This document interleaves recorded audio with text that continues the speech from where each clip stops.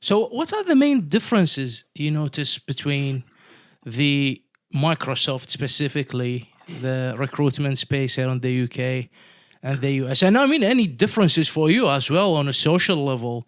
I don't know if the weather is nicer there, where you are and the state that you're in. Yeah. Well, I'm based in Austin, Texas, which is significantly warmer than the UK. So that's a big plus. Okay.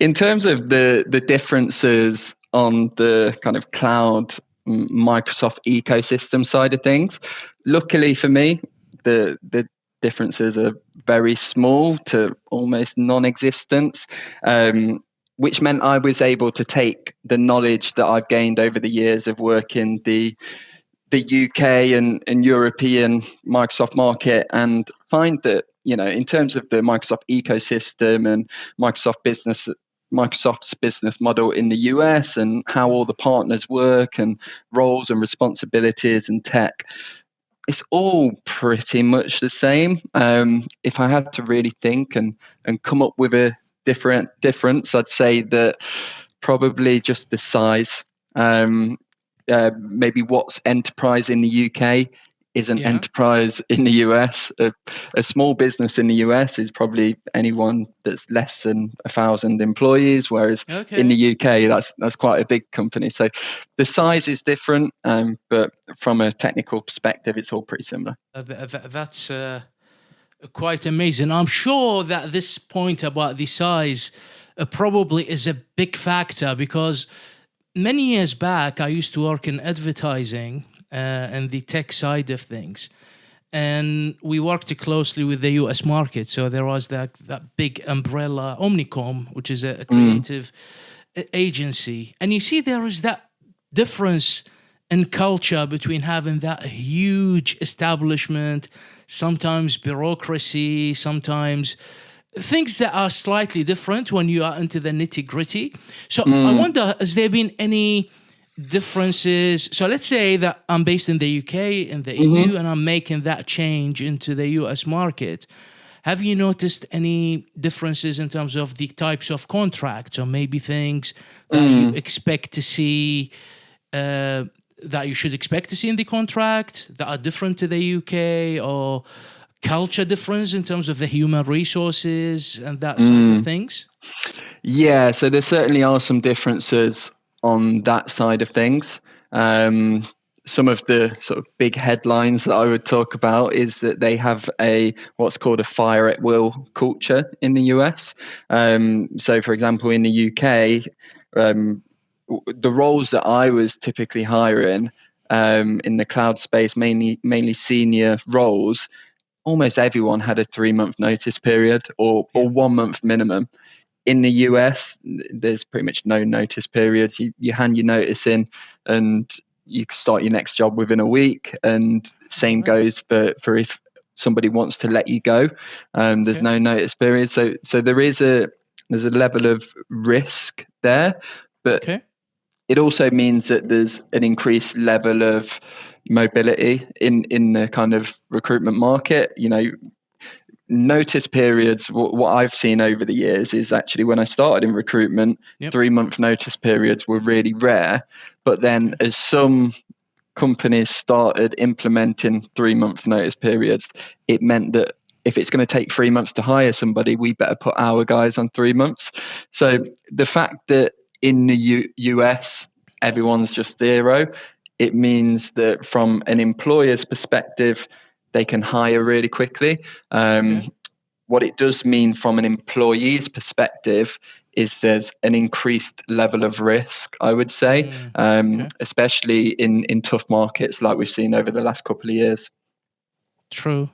And I've seen there is also quite a difference in terms of the salaries as well. So I think there is that reward and risk conversation. And is it true they get way less leave as what's compared to the standard that we have here in the UK?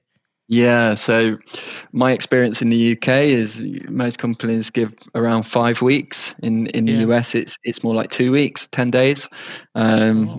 So yeah, it's a lot less. I would say the work culture in the US is probably a little bit more intense. If I don't know if that's the right word, but Sure. more hours. I mean, it'd be impossible to say who works harder, and I wouldn't want to make that call. But in terms of hours, speaking to candidates, it certainly sounds like a lot of people are doing a lot of hours, and not getting the holidays so much. But as your point to the salaries, certainly the salaries are a lot higher as well. So maybe the justification is there. So you've been there for 12 months plus now, and I've seen the posts you make on LinkedIn, and I've read some of the comments you get also from the prospects that work with you, which is really impressive. And I mean, I don't know the ins and outs, but it seems you've already been making a name for yourself there in the market, which is really impressive. Thanks. From your experience, do you see more demand on certain Microsoft or tech skills in the US? Is it more like cybersecurity, digital workplace, AI now, Copilot? You know, it's growing quite a bit. And from what you've seen so far, for the people who are watching and listening, what advice you give them to get into for 2025? Yeah, so there are certainly some differences in terms of which trends are at which stage of progression. So, for example, to put it in real simple terms, it's almost as if the US is 6 months ahead of the rest of the world, or certainly the rest of the Western world. So a really good example of that is in the AI startup space. Also sort of edge computing, the kind of I forgot what it's called now, but it's sort of the microchip space that's being produced and is maybe sort of on that path towards do you mean the computing. the GPU for the AI, which Microsoft are now having the Copilot Plus PC with the inbuilt chips? Is that what you mean? Yeah, or is it more? But it's basically high compute processing, like data centers, and basically the next generation of infrastructure. And that's a huge market in the US at the minute. And the driving force behind that is obviously AI. What I've heard from my colleagues and people that I speak to in the UK is that, guys are almost saying that there's a lot of noise about AI, but they're not seeing many businesses needing those skills.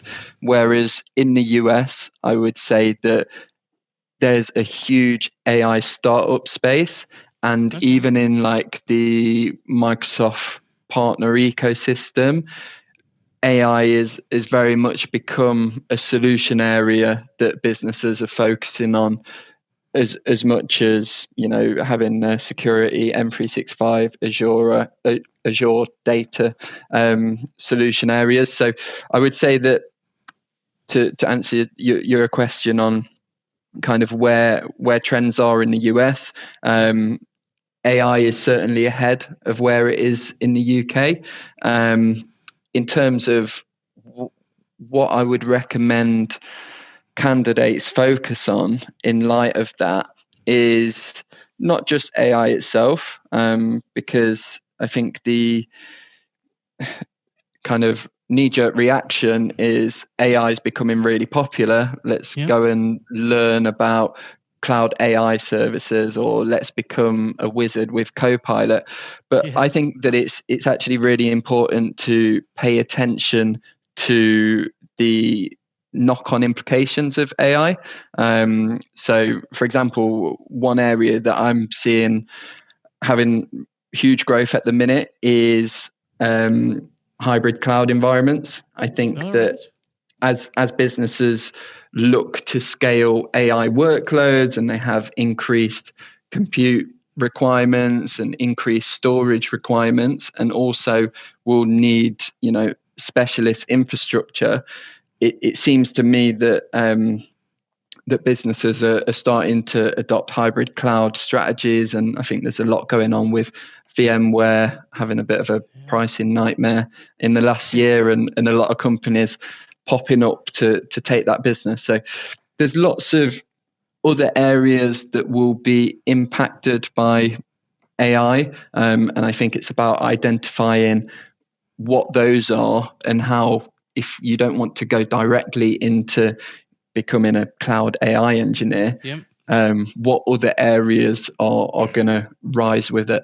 Yeah, no, I think that also explains the some of the announcements that Microsoft made during Ignite with the Azure Central and the Edge solutions.